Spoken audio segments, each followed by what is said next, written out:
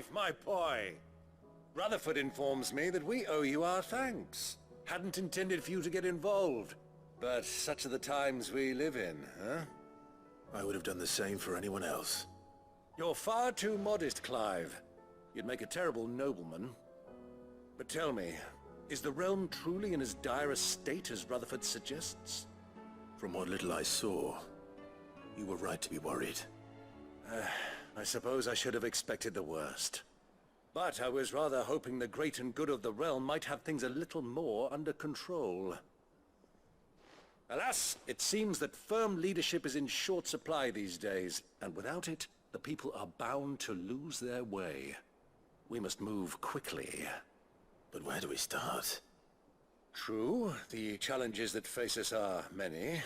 But in my estimation, there are two key areas to be addressed before any other. The realm's armies and her larders. As you've seen firsthand, it's every man and woman for themselves out there.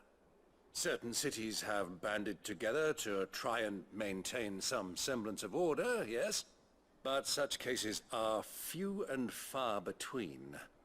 And yet, the only remedy for the chaos that faces us is unity.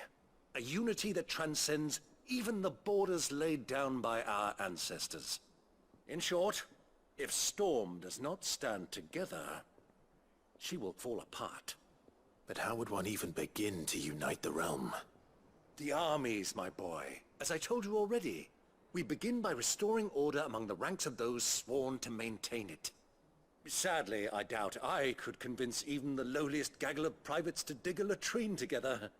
But I do know someone the High Commanders have been known to listen to on occasion. Field Marshal Eugen Havel. I thought he was retired. He was, until an Akashic army tore through Randalar and killed most of the rank and file. There is no man alive more capable. Literally. And as luck would have it, I've already spoken with him on the matter. Of course you have. And he's agreed to help. On one condition. That he first speaks with you personally. Havel has always been a man of frustratingly rigid principle, and he has certain qualms about clasping arms with, well, with an outlaw. I extolled your many virtues as best I could, of course, but the old goat was adamant that he be allowed to appraise you in person. You don't mind, do you, my boy? Of course not. As long as chaos reigns, we will never build a better world. I'll do whatever it takes.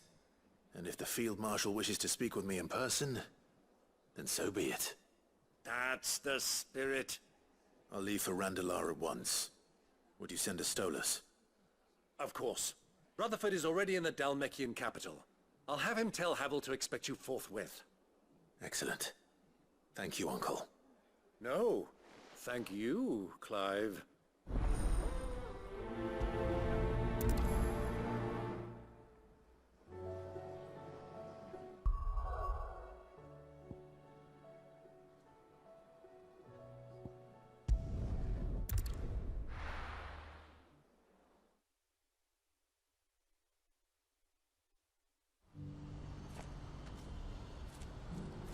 Do you see that too?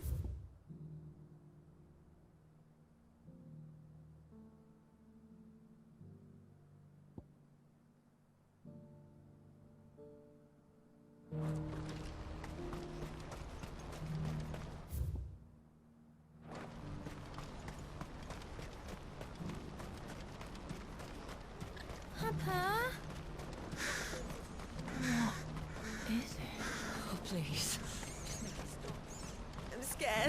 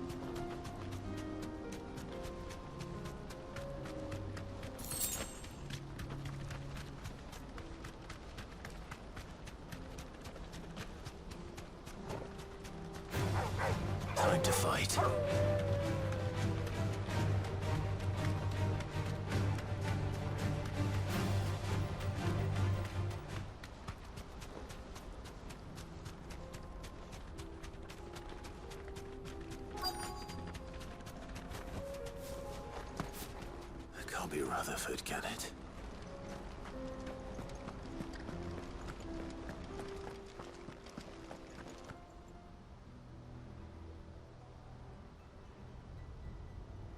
Turncoats and cowards, the lot of you! If it's a fight you want, it's a fight you shall have! Allow me. I don't need your... Please, Field Marshal. Oblige him. This won't take long. You're right. It won't. Men, finish him. Get him!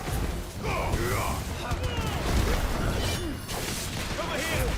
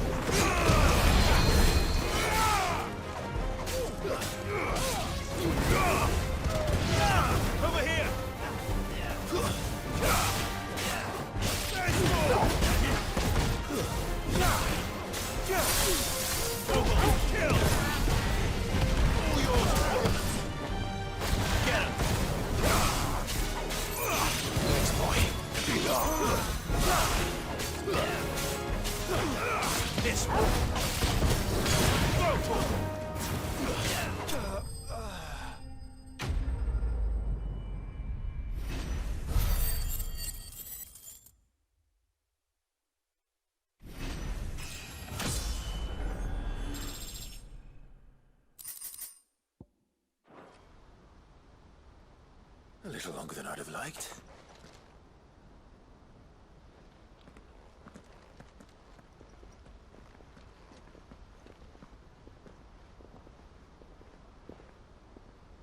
Field Marshal Havel, I presume. Are either of you injured? No, my lord. You arrived just as our escort turned on us. Fucking traitors. I'd heard reports of soldiers in the outlying regions abandoning the oaths they swore. But I hadn't thought the corruption had reached so close to the heart of the Republic. It's a fucking disgrace. Your interfering old bastard of an uncle tried to warn me, of course. My lord Marquis. Or is Sid the Outlaw more to your liking? Call me what you want. It doesn't change who I am, or the urgency of the message I bring. My uncle has a plan to right the realm, and he needs your help to see it through. Before I agree to anything, I'd have you answer one question. What do you stand to gain from all this? I won't deny that I might benefit from further chaos. But I seek a new beginning for all of us. And while the choices I've made may not always have been the right ones, I know I made them for the right reasons. For so long, so many of us have been told how we could live, how we could die, when it should have been our decision all along. Now, we have a chance to put things right. But in order to take it, we must stand together. Even if it be beside those with whom we don't see eye to eye.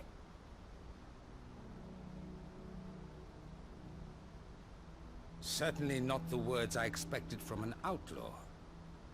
But perhaps your uncle was right. You are no ordinary outlaw. I'll never hear the end of this. All right.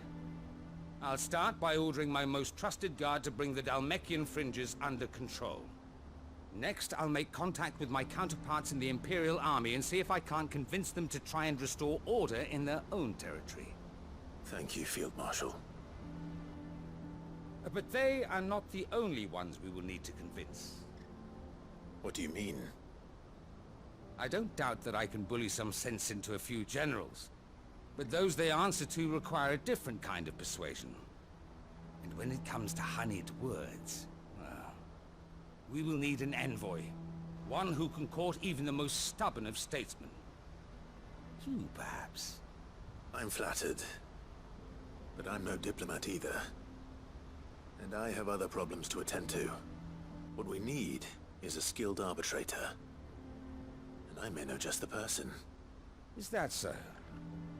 And would he happen to be an outlaw too? Of a different kind, perhaps.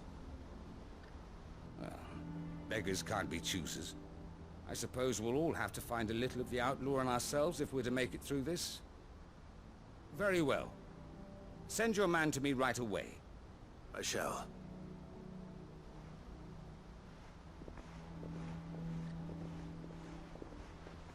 My Lord Marquis.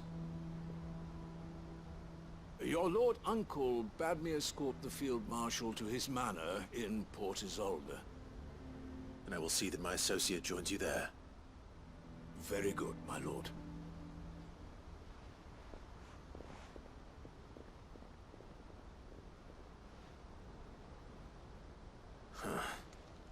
An envoy.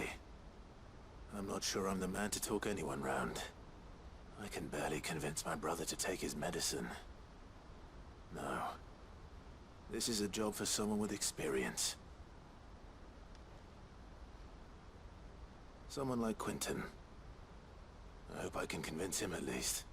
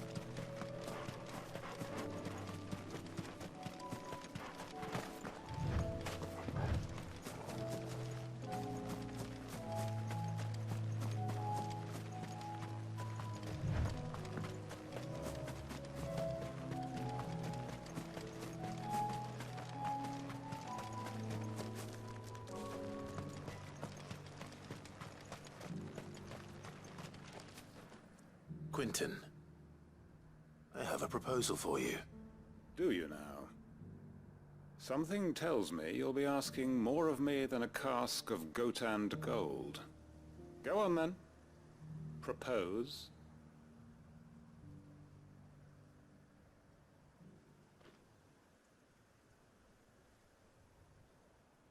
You'd have me convince the chiefs and chamberlains of the realm that they should simply swallow their pride and do the one thing that has proved impossible for thousands of years. Was there anything else? Perhaps I can fetch you a meat pie as well. I know it's a lot to ask, but I can think of none better suited to the role. And you'd have me give up what little I have left to do it. I told you, Clive. The people of Lostwing are my family, and I cannot abandon them. You'll have to find someone else. I'm sorry to hear that. So am I. And why might that be? What he's asking. How's it any different to what you've done so far? They want you to speak for those who can't speak for themselves. That's what you do best. If it's the vineyard you're worried about, we'll see that the grapes are picked and the tons filled. You know we will. It's not that. Then what is it? You said yourself we're family. Don't you trust us? You know that's not what I'm... Then what are you saying? That only we are worth saving? Why turn your back on everyone else? You convinced us we could build new lives for ourselves, and if you can do that, who's to say you couldn't convince the entire realm? A stirring argument. I fear that any rejoinder I make might fall somewhat flat by comparison. So you'll join us? Where do you need me? Field Marshal Havel will want to speak with you in person. He's currently in Port Isolde. I can arrange for a party of Cursebreakers to accompany you there. That would be very much appreciated. I hear the roads are far from safe these days. Hopefully not for long. My uncle will want to know that his plan is taking shape.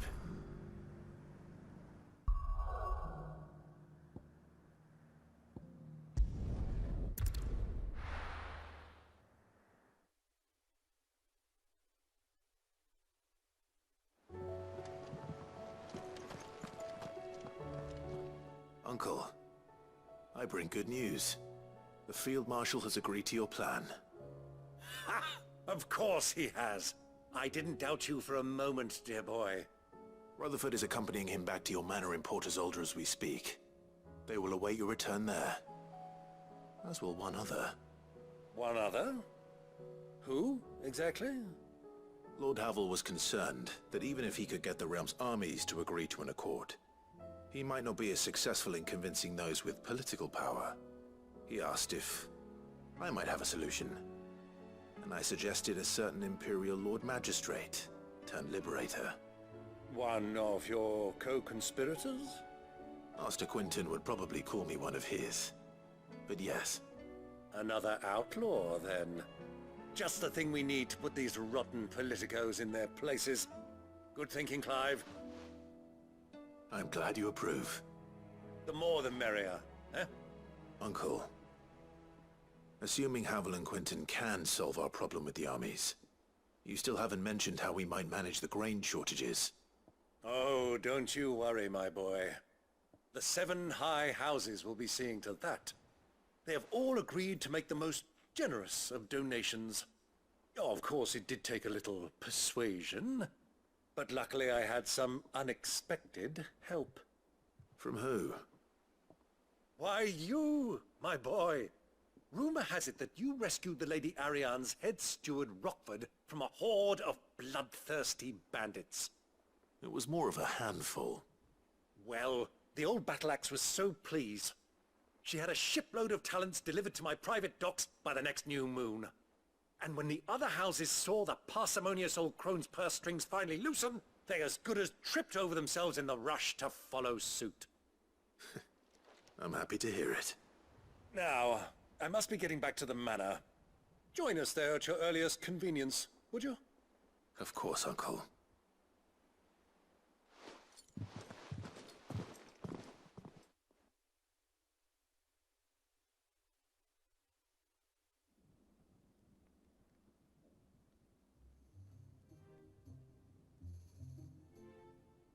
And how, pray tell, will we get that grain to the capital if the roads are still overrun with akashic? You'll find another bloody road. I only have so many men, and I'm not about to send them headlong into an ether flood. That is, unless you'd have them turn as well. Well, I'd certainly eat less. Says the man with a belly bigger than a band of curls. My soldiers actually need their rations. Without any food to keep them going, they'll be dead even before you've sent them on your fool's errand. If I may, gentlemen, perhaps I might suggest an alternative approach. Though supply routes are indeed disrupted, there is no shortage of ships. Indeed, they bob away in every bay from here to Randalar, awaiting a safe haven.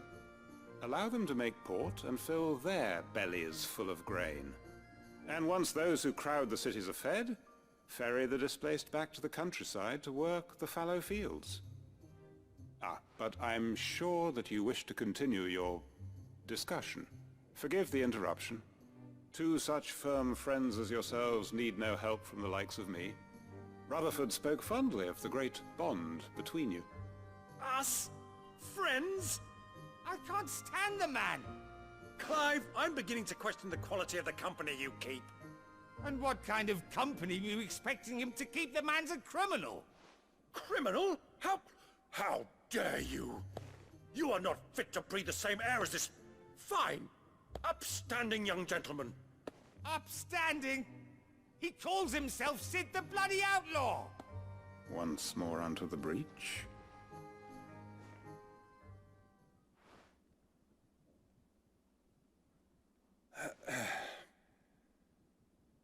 Shall we begin again?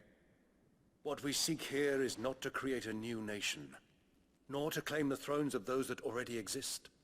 We wish simply to bring stability to the realm that mankind might weather the current storm. And to do that, we must convince those in power, the generals, the statesmen, the nobles, that our cause is just. There will be disagreements, yes. And I imagine some resistance, much resistance. But we cannot let that deter us. If we show them the path, show them that we walk it ourselves, then I am confident they will follow. The fate of the world lies in my nephew's hands, but the well-being of her people lies in ours. And we must not squander the chance that Clive has given us. Uncle Byron, Now, with that settled, let's move on to the signing of the Accord. For what great moment in history hasn't been accompanied by a little ceremony?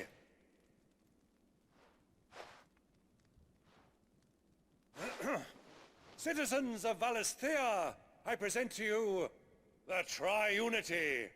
Rutherford, Mike Will.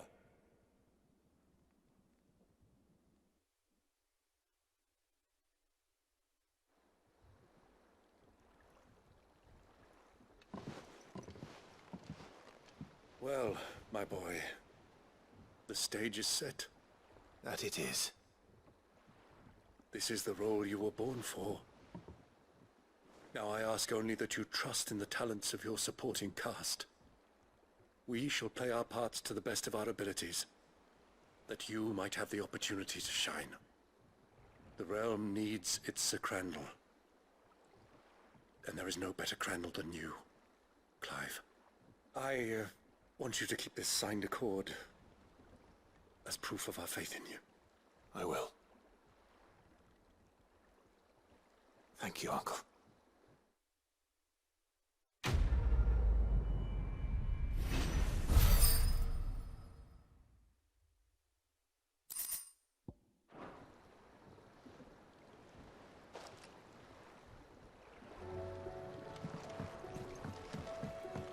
What do you think that thing is?